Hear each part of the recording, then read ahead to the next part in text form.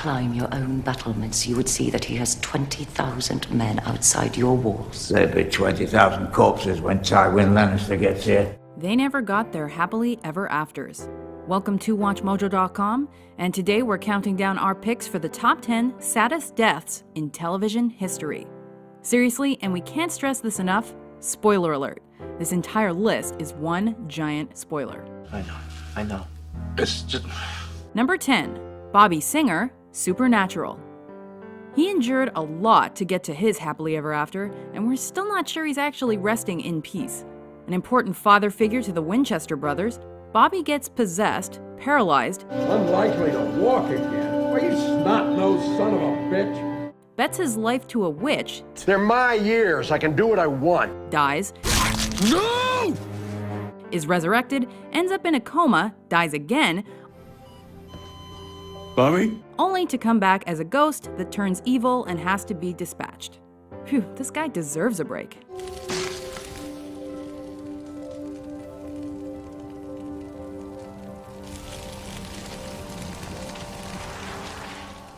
Number 9, Dolores Landingham, The West Wing. Mrs. Landingham was the sassy secretary of President Josiah Bartlett. Section 2635. You need to look at the next page, subsection B, paragraph 4, Mammy Yokum. You know, I could beat you up anytime I want, sir. Secret Service would have you down like a calf at a rodeo. Who dedicated her life to public service after losing 2 sons in Vietnam. In an already busy episode, she's buying her first ever new car, How much did you pay? We don't talk about money, dear. which she's proudly going to show off to the president. Until... There was an accident at 18th and Potomac. Mrs. Landingham was driving her car back here. What happened? There was a drunk driver, and they ran the light at 18th and Potomac. They ran it at a high speed. Charlie's show, right? No. She's dead. We're still mad at Aaron Sorkin about this one, but it did get him to write that great yelling at God in Latin speech, so we'll call it even. Cruciatus in cruciam. Eos in cruciam. Number 8, Dr. Mark Green, ER. Mark died this morning at 6:04 a.m. Long before Grey's Anatomy took on the mantle of medical show that kills off everybody, ER made the gutsy decision to give main character and hospital heart Dr. Mark Green brain cancer. I'm afraid the tumor is inoperable. He spends the better part of his final season steadily deteriorating, allowing fans a painful bedside view of his final days. Be generous with your time, with your love, with your life. The worst part was that he left a note to all his colleagues, telling them what they meant to him. As much as part of me would like to believe that the ER can't go on without me, the smarter part realizes that you're an incredible group of doctors and nurses who approach every day with such skill, compassion, and thoroughness that when it comes to patient care, I know my absence will hardly be felt. Number 7, Wallace, The Wire. On the streets, everyone is fair game, even kids. The point is, anybody who can hurt you can be put into play.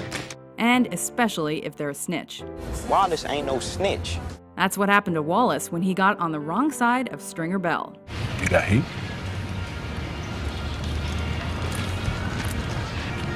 Aye, soldier. Though he tries to quit the thug life, he gets bored and ends up back on the wrong side of Baltimore. That's when the people he trusts most turn on him. He's a weak-ass man. It's the last mistake he ever makes. It's us, man.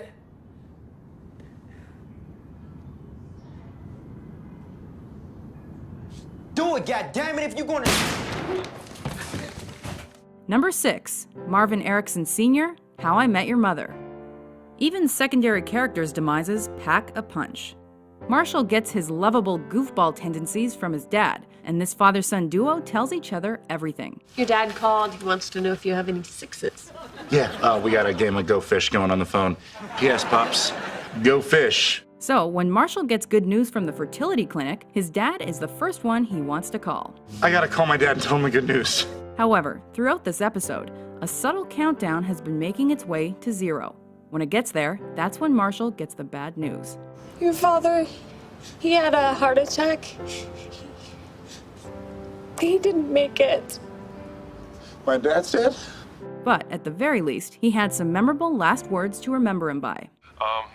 Anyway, your mom and I had such a great time seeing you. I love you. Number 5. Charlie, Jin, and Son, Lost. It's a show about a plane crash. People die. But do the deaths have to be so sad? Which is worse, Charlie, who sacrificed himself to save everyone by delivering an important message with his final ounce of strength? Or Jin and Son, who spent ages apart only to be reunited for what seems like 5 minutes? Jin? Son!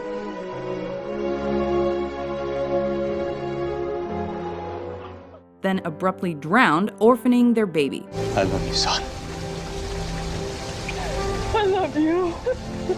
Let's call it a tie. Poor Hurley. Where's Charlie? Number 4. Rita Morgan, Dexter.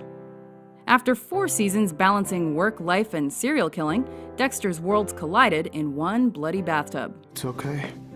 Life doesn't have to be perfect. It just has to be lived.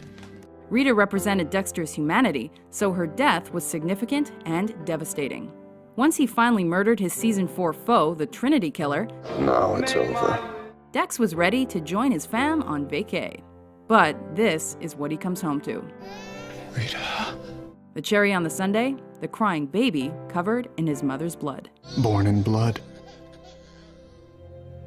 Both of us. Number 3. The 10th Doctor, Doctor Who. I can still die. If I'm killed before regeneration, then I'm dead. This is one show where you can't get too attached to the main character. The Doctor regenerates every few seasons, bringing in a new actor for the lead role. I could do so much more! So much more! But when the fan-favorite 10th Doctor meets his maker, it left fans a blubbering mess. After he selflessly sacrifices himself, he gets the chance to say goodbye to his companions. But it's his final words that make this a tearjerker. I don't want to go. Number 2. Everyone, Game of Thrones. Which infamous episode 9 do we discuss first? Bring me his head. The one where the loving father desperately searches for one last look at his daughter before he's beheaded by the spoiled boy king? Or the one where an entire family is slaughtered, including a vengeful son, The Lannisters send their regards. his loving wife, their unborn child, and the newly widowed Lady Stark. There isn't enough Kleenex in the world for this sobfest. Screw you, George R.R. Martin.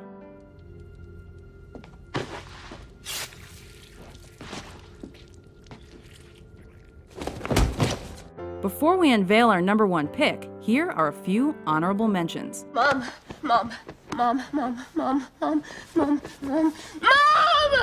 Well, if you're watching this, I'm glad. Because it means you're safe. He made up his mind 10 minutes ago. Oh my God. You can't leave him like that.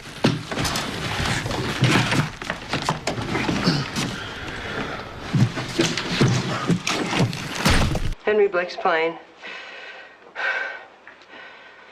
was shot down over the Sea of Japan. It spun in. There were no survivors. You've given me a wonderful life. I love you all.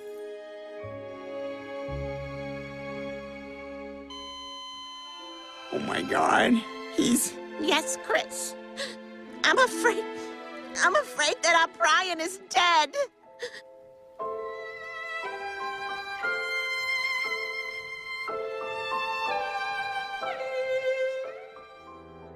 Number 1. Seymour Ass's Futurama. When you're cryogenically frozen and end up a millennium in the future, you're gonna leave some loved ones behind. That a boy, Seymour. Right here waiting for me as always. Just like that huge mushroom in my shower. Fry left his beloved pooch Seymour, whom he discovers as a fossil in the future.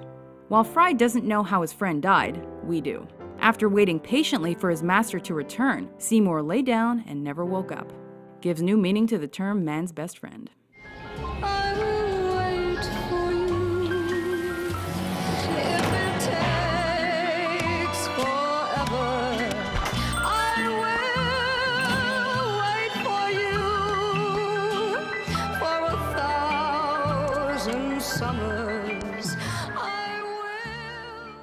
Do you agree with our list? Which TV deaths left you reaching for the tissues? For more top 10s published every day, be sure to subscribe to WatchMojo.com. But he forgot me a long, long time ago.